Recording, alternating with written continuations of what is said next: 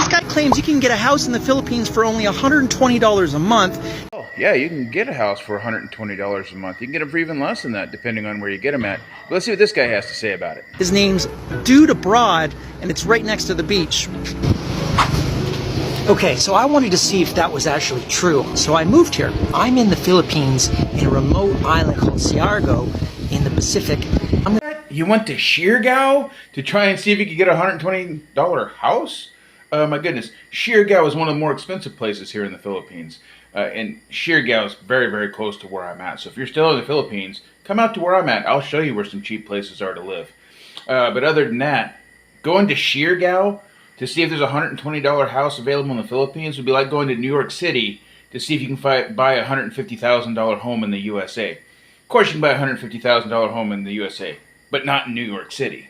I'll let you know in this video if that guy's like off his rocker, if he's a clown, is he high, or if it's really true. And it's good timing because I was in Bali and my visa expired. So in this video I'm going to share with you how much it really costs to live here, what's it like, and is it worth living here as a digital nomad. Alright, let's go. So I'm in the Manila airport. I just arrived in Manila.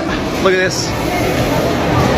Reminds me of home a little bit. It's been a year since I've had one of these. Let's see. Yep. Pretty close. Same prices back in Canada, $2.38 Canadian. You bought a cup of coffee at an airport, which is one of the most expensive places in the world to buy a cup of coffee, and then you compare it to a Canadian price and saying they're similar. I don't think the cup of coffee costs as much as you said it would in the airport. I don't know about Canadian airports, but I can get a cup of coffee here. If I go to the store and buy one serving of coffee for one cup, it'll cost me about 2 US cents. If I buy a big package of coffee, it'll cost me even less for that cup of coffee to make it.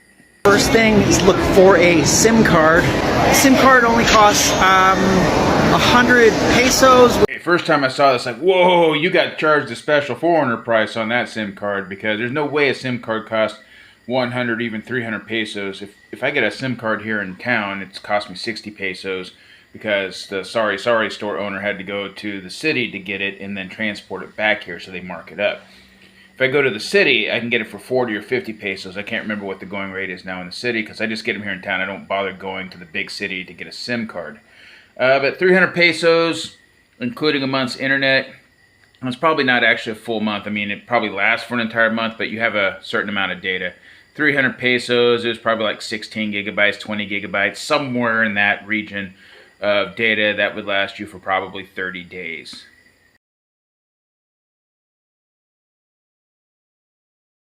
So I sped through the rest of that video there like that because there's a whole bunch of just sightseeing and going around different places. Go back and slow the video down if you want to watch it. The cheapest I could find was 300 US, and that was on another island called Bohol Island. And it's actually, I think it's cheaper to live there than Siargao, and it's cheaper to fly there from Manila as well. So that's the cheapest I found so far, with 300 US. It's not bad.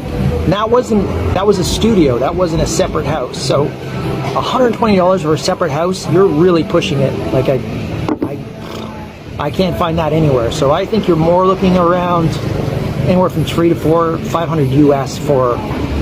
So what you probably should have done is talk to those that actually live here, and we could have showed you places that run in that ballpark, rather than you just going to tourist attraction places and trying to find a place there. I mean, Bohol is not the cheapest place in the world either. My place I'm in here, it's a one-bedroom apartment. It costs me $90 a month. That's it, $90 a month. There is a house here.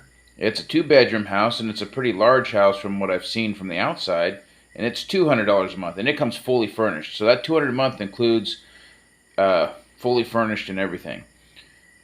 I built the house in one of the islands here for $1,000 US back in 2018. Probably about $3,000 now because of hyperinflation that's occurred since then. But still, I built a house for $1,000 US here, 3-bedroom house.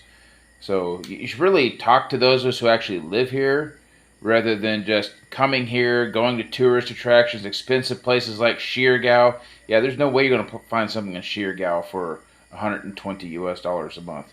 But you should talk to us, those of us who actually live here, about places like that, rather than us coming down here and, acting like the expert, thinking you know even though you've never been here before. 500 US for a month for your own house.